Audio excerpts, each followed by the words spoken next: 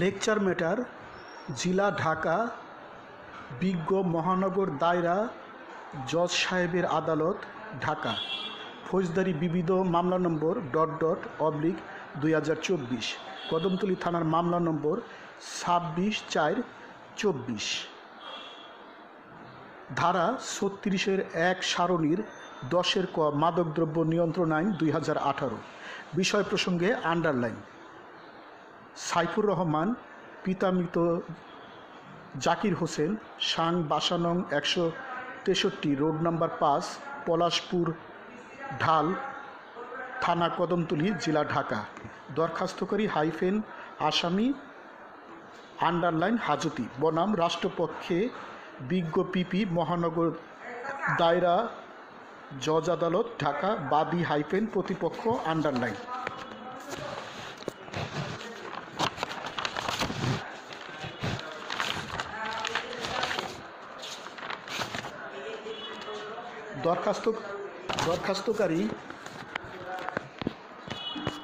দরখাস্তকারী আসামি পক্ষে যথাবিহিত সম্মান প্রদর্শন পূর্বক সবিনয় নিবেদন এই যে, যেহেতু দরখাস্তকারী আসামি বিগত 25/3/2024 তারিখে বিজ্ঞ নিম্ন আদালতে জামিনের আবেদন করিলে বিজ্ঞ নিম্ন আদালত সন্তুষ্ট হইয়া জামিনের আবেদন নামঞ্জুর করেন।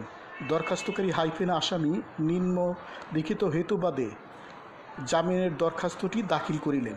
হেতুবাদসমূহ: 1. যেহেতু দরখাস্তকারী আসামি বাংলাদেশের স্থায়ী নাগরিক এবং আইনের প্রতি শ্রদ্ধাশীল ব্যক্তি বটে। 2. যেহেতু দরখাস্তকারী আসামি মামলার বর্ণিত ঘটনার সহিত আদৌ জড়িত নয়, অযথা হয়রানি করার উদ্দেশ্যে অত্র মামলাটি দায়ের করিয়াছেন।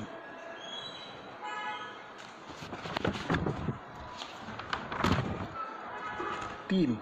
2018 সালের মাদকদ্রব্য নিয়ন্ত্রণ আইনের 36-1 সারণীর 10 কর কোনো ধারার উপাদান বিদ্যমান নাই বিধায় দরখাস্তকারী আসামি জামিন পাবার হকদার বটে। 4.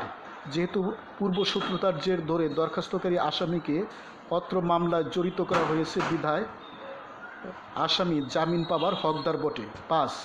যেহেতু দরখাস্তকারী আসামি 12/3/2024 তারিখ হইতে অদ্য পর্যন্ত জেল হাজতে আটক আছে বিধায় জামিন পাবার হকদার বটে।